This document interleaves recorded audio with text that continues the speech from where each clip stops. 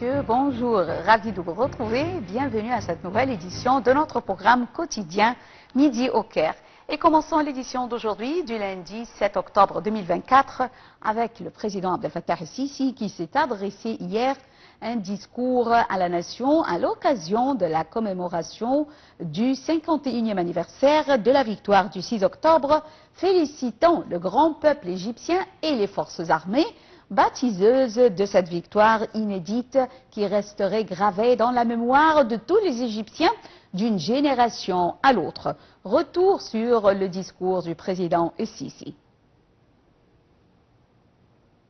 Le président Abdel Fattah el-Sisi a confirmé hier qu'avec l'anniversaire du 6 octobre, nous nous souvenons des leçons de victoire. Nous célébrons les héros et les martyrs et commémorons les grandes victoires d'octobre. Le président el-Sisi a également confirmé lors de son discours, au cours de la cérémonie du 51e anniversaire de la glorieuse victoire d'octobre, que la célébration de cette année intervient à un moment très délicat de l'histoire de la région, marqué par une escalade des tensions des événements sanglants. Le président el-Sisi a déclaré qu'en des jours comme ceux-ci, il y a 51 ans, l'Égypte a remporté une victoire qui restera immortelle dans la mémoire de ce pays et dans les pages de sa glorieuse histoire, une victoire qui rappelle toujours à tout le monde que ce pays, avec la cohésion de son peuple, ses dirigeants et son armée, est capable de réaliser l'impossible, aussi grand soit-il, et que l'esprit d'octobre n'est pas de slogan constructif à dire. Au contraire, elle est latente dans l'essence de ce peuple et dans sa nature authentique, et qu'elle apparaît clairement dans les moments d'adversité, exprimant la force de la vérité, l'estime de soi et la solidité de la volonté. Citons que l'histoire rapporte avec des mots lumineux que l'Égypte est fière de son peuple, forte de ses institutions et fière de ses forces armées et de ses sacrifices. Le chef de l'État a dit que ce que l'Égypte a réalisé lors de la glorieuse guerre d'octobre restera à jamais un témoignage de la force de la volonté du peuple égyptien, de l'efficacité de ses forces armées et de la capacité des Égyptiens à planifier avec précision. Le président a poursuivi que notre célébration cette année, l'anniversaire de la glorieuse victoire d'octobre, arrive à un moment très délicat de l'histoire de la région qui est en proie à une escalade d'événements sanglants, ce qui menace la sécurité et la sûreté de ces pays, et cette escalade régionale survient dans une atmosphère d'anticipation au niveau international. Ce qui nous rappelle ce que les Égyptiens avaient réussi grâce à la cohésion et à des difficultés persistantes à construire notre forces armées, à préserver la sécurité de cette chère patrie et à dissiper les illusions de quelque parti que ce soit. Le président a ajouté que le moment historique que traverse notre région nous appelle désormais à réaffirmer qu'une paix juste est la seule solution pour assurer une coexistence sûre et durable entre les peuples de la région, et que l'escalade, la violence et la destruction conduisent à pousser la région au bord de l'abîme et des risques croissants au niveau régional et international, d'une manière qui ne répond pas aux intérêts des peuples désireux de sécurité, de paix et de développement. De ce point de vue, l'Égypte affirme sa ferme position, soutenue par un consensus international, sur la nécessité d'établir un État palestinien indépendant comme seul moyen d'établir la paix, la sécurité et la stabilité pour tous. Le président el-Sisi a rendu hommage et apprécié les forces armées égyptiennes, cette ancienne institution nationale qui n'a jamais manqué et ne manquera jamais d'assumer la responsabilité, aussi lourde soit-elle, et de remplir la confiance. Le président a également adressé un nouveau salut de respect et d'appréciation à l'esprit du héros martyr, le président Anwar el-Sadat, le héros de la reconquête de la dignité et de la terre par la guerre et la paix avec courage et vision stratégique. Le président Abdel Fattah el-Sisi a tweeté hier que la glorieuse victoire restera un tournant dans l'histoire contemporaine de l'Égypte et un symbole de sa dignité et de sa fierté. Ce jour-là, les militaires et commandants égyptiens ont écrit les plus merveilleux épopées de rédemption et sacrifice pour restaurer la terre pure du Sinaï, donnant un bon exemple avec le soutien d'un peuple authentique dans la résilience et la victoire, marquant que la cohésion entre le peuple et les forces armées est la forteresse protégeant l'État égyptien tout au long de son histoire. Le président el-Sisi a terminé sa félicitation en priant Allah le Tout-Puissant de protéger le peuple et l'armée de l'Égypte.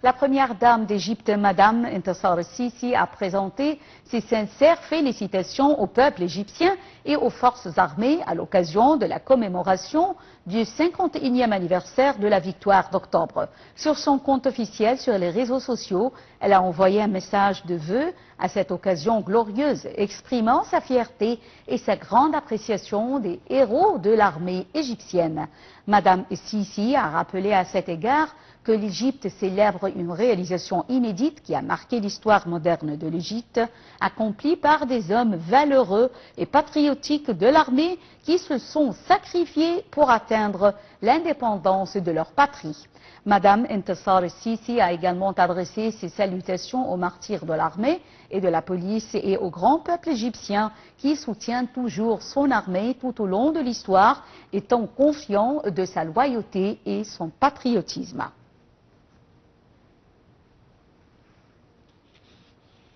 Le ministère des Affaires étrangères a salué l'appel lancé par le président français Emmanuel Macron pour suspendre l'exportation d'armes à Israël sur fond de violation flagrante du droit international et de transgression du droit humanitaire perpétrées par l'armée israélienne dans la bande de Gaza et au Liban. Le ministère a noté que l'appel du président français s'alignait sur les principes et les règles du droit international et reflète une forte indignation au niveau international suite à l'agression brutale contre Gaza et le Liban. Le ministère égyptien des Affaires étrangères a sommé la communauté internationale de mettre en application cet appel, réitérant son appel pour un cessez-le-feu immédiat et durable à Gaza et au Liban. Le ministère a exprimé sa grande appréciation pour la position de la France, soutenant les droits du peuple palestinien et l'établissement d'un État palestinien indépendant aux frontières de 1967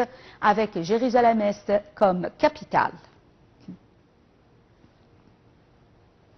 L'Égypte a sur un autre plan condamné hier le massacre commis samedi soir par l'armée israélienne à Deir el-Balah dans la bande de Gaza, faisant des dizaines de victimes et de blessés civils. L'Égypte a condamné également tous les massacres commis par l'occupation israélienne dans les territoires palestiniens, dont celui du camp de Toul-Karm en Cisjordanie il y a quelques jours, ainsi que les massacres de la banlieue sud de Beyrouth et d'autres régions du Liban. Le ministre des Affaires étrangères a affirmé son plein soutien aux institutions internationales qui opèrent dans des conditions difficiles, principalement l'Office de secours et de travaux des Nations Unies pour les réfugiés palestiniens, l'UNRWA et la Force intérimaire des Nations Unies au Liban, la FINUL, soulignant leur rôle essentiel dans le soutien de l'action humanitaire et le rétablissement du calme, de la stabilité et de la sécurité.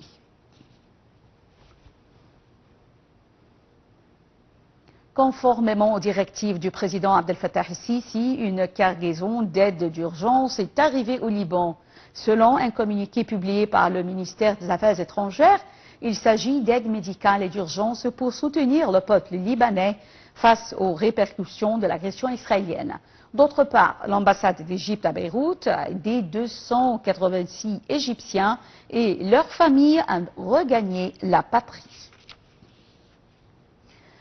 Le ministre du Logement, l'Intérieur, Cherif Cherbini, a suivi l'avancement des travaux sur l'axe de circulation libre Amr ibn al-As, considéré comme le deuxième axe de circulation libre dans le gouvernorat de Gizeh et qui vise à relier le Srocade sud et nord parallèle à l'axe général Kamel Aimer. Plus de détails dans ce compte rendu. Le ministre du Logement, des Services publics et des communautés urbaines, l'ingénieur Cherif Cherbini, a suivi l'avancement des travaux sur l'axe de circulation libre Amr ibn al-As dans le gouvernorat de Gizeh, qui est mis en œuvre par l'Agence centrale pour la reconstruction, soulignant l'importance de l'axe Amr ibn al-As, qui est considéré comme le deuxième axe de circulation libre dans le gouvernorat de Gizeh, et vise à relier les rocades sud et nord parallèles à l'axe général Kamel Aimer, dans le cadre d'un plan intégré de réduire les charges sur l'axe Marioteya, d'assurer une circulation fluide dans le gouvernorat de Gizeh et d'améliorer la connectivité avec le gouvernorat du Caire. Dans ce contexte, le chef de l'Agence centrale de reconstruction, Mahmoud Nasr, a suivi les travaux de liaison de l'axe Amr ibn al-As et de l'arc sud du périphérique dans la région de Mariotia et a souligné qu'aucune route ne serait fermée et que la fluidité du trafic a été réalisée dans cette zone à forte densité de trafic en conjonction avec l'installation de poutres métalliques géantes au-dessus du périphérique pour réaliser les travaux de connexion. Il était accompagné lors de la visite par des responsables de l'autorité de reconstruction du Grand Caire et les sociétés d'exécution en application des directives du ministre du Logement pour le suivi sur le terrain des projets. Nasr a déclaré que le projet comprend également l'amélioration de l'efficacité des routes de surface sur le tracé de l'axe et des rues secondaires, leur extension dans les zones d'Al-Haram, Faisal et l'axe Sadet, et la replanification des zones traversées de manière civilisée pour servir la population et exploiter de manière civilisée les espaces disponibles sous les pans du projet tels que les parcs et les garages et établir les services nécessaires à l'amélioration de l'environnement entourant les zones traversées par le projet pour desservir les personnes et les usagers de l'axe dans une zone qui représente le cœur du gouvernorat de Gizeh et souffre des embouteillages, ce qui cause des souffrances aux citoyens, augmente la distance des déplacements, en plus de l'augmentation des émissions de gaz d'échappement, ce qui affecte négativement ces zones densément peuplées. Il a expliqué que la longueur de l'axe Amr ibn al-As est de 4,5 km, avec une largeur de 12 voies de circulation. Le projet comprend la construction d'un pont supérieur d'une largeur de 21,5 mètres est mise en œuvre dans 6 secteurs, dont la connexion avec le périphérique sud, entrée et sortie, la connexion avec l'axe Mariotia et la connexion avec la direction venant de Mansouria et la route touristique vers Al-Mounib, en plus d'une sortie vers la rue del Haram ainsi qu'une sortie vers la rue del Mancheya et le début de l'axe des rues Al-Mancheya, Al-Safa et Al-Marwa dans le quartier de Faisal. Cela réduira de 10 minutes le temps d'accès entre la zone Al-Mounib et l'installation d'El Bakari et les zones d'Al-Tawabiq, Faisal et Al-Haram. Mesdames et messieurs, fin de cette édition de notre programme quotidien Midi au Caire. Merci pour votre fidélité à Nile TV International. Bonne journée. Au revoir.